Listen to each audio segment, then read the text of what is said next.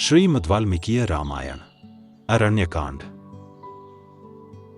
8वां सर्ग 20 श्लोक। सारांश।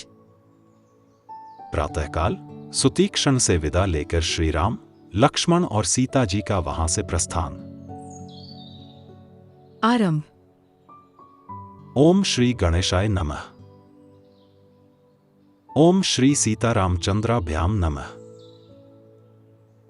श्लोक 1 से 9। सुतीक्षण के द्वारा भली भांति पूजित हो लक्ष्मण सहित श्रीराम उनके आश्रम में ही रात बिताकर प्रातःकाल जाग उठे। सीता सहित श्रीराम और लक्ष्मण ने ठीक समय से उठकर कमल की सुगंध से सुवासित परम शीतल जल के द्वारा स्नान किया। तदंतर उन तीनों ने ही मिलकर विधिपूर्वक अग्नि और देवताओं की प्रातःकालिक पूजा की। इसके बाद तपस्वी जनों के आश्रयभूत वन में उदित हुए सूर्यदेव का दर्शन करके वे तीनों निष्पाप पथिक सुतीक्षण मुनि के पास गए और यह मधुर वचन बोले। भगवान, आपने पूजनीय होकर भी हम लोगों की पूजा की है। हम आपके आश्रम में बड़े सुख से रहे हैं। अब हम यहां से जाएंगे, इसके लिए आपकी आज्ञा चाहते हैं। ये मुनि हमें चलने के लिए जल्दी मचा रहे हैं। हम लोग दंडकारण्य में निवास करने वाले पुण्यात्मा ऋषियों के संपूर्ण आश्रम मंडल का दर्शन करने के लिए उतावले हो रहे हैं। अतः हमारी इच्छा है कि आप धूमरहित अग्नि के समान तेजस्वी तपस्या द्वारा इंद्रियों को वश में रखने वाले तथा नित्य धर्म परायण इन श्रेष्ठ महर्षियों के साथ यहाँ से जाने के लिए हमें आज्ञा दें। जैसे अन्याय से आई हुई संपत्ति को पाकर किसी नीच कुल के मनुष्य में असह्य उग्रता आ जाती है, उसी प्रकार यह सूर्य देव जब तक असह्य ताप देने वाले होकर प्रचंड तेज से प्रकाशित न होने लगें, उसके पहले ही हम यहाँ से चल देना चाहते हैं।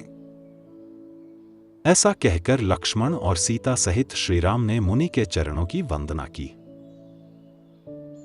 श्लोक 10 से 20।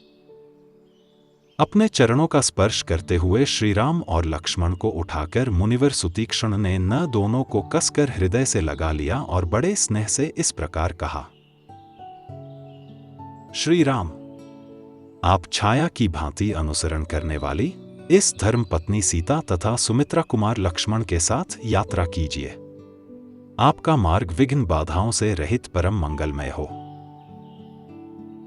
वीर, तपस्या से शुद्ध अंतःकरण वाले दंडकारण्य वासी इन तपस्वी मुनियों के रमणीय आश्रमों का दर्शन कीजिए।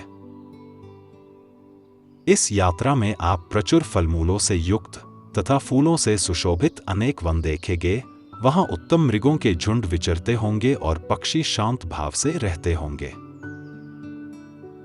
आपको बहुत से ऐसे तालाब और सरोवर दिखाई देंगे जिनमें प्रफुल्ल कमलों के समूह शोभा दे रहे होंगे। उनमें स्वच्छ जल भरे होंगे तथा कारंडव आदि जल पक्षी सब ओर फैल रहे होंगे। नेत्रों को रमणीय प्रतीत होने वाले पहाड़ी झरनों और मोरों की मीठी बोली से गूंजती हुई सुरमय वनस्थलियों को भी आप देखेंगे। श्री राम, जाइए वत्स सुमित्रा कुमार, तुम भी जाओ। दंडकारण्य के आश्रमों का दर्शन करके आप लोगों को फिर इसी आश्रम में आ जाना चाहिए। उनके ऐसा कहने पर लक्ष्मण सहित श्रीराम ने बहुत अच्छा कहकर मुनि की परिक्रमा की और वहां से प्रस्थान करने की तैयारी की। तदंतर विशाल नेत्रों वाली सीता ने उन दोनों भाइयों के हाथ में 2 परम सुंदर तूणीर, धनुष और चमचमाते हुए खड्ग प्रदान किए। उन सुंदर तूणीरों को पीठ पर बांधकर टंकारते हुए धनुषों को हाथ में ले वे दोनों भाई श्रीराम और लक्ष्मण आश्रम से बाहर निकले। वे दोनों रघुवंशी वीर बड़े ही रूपवान थे। उन्होंने खड्ग और धनुष धारण करके महर्षि की आज्ञा ले सीता के साथ शीघ्र ही वहां से प्रस्थान किया। इस प्रकार श्री वाल्मीकि निर्मित आर्ष रामायण आदि काव्य के अरण्यकांड में 8वां सर्ग पूरा हुआ। Presented by Dr. T. K. Bansal, a blind scientist. Please like and share this video, and don't forget to subscribe my channel. Jai Shri Ram.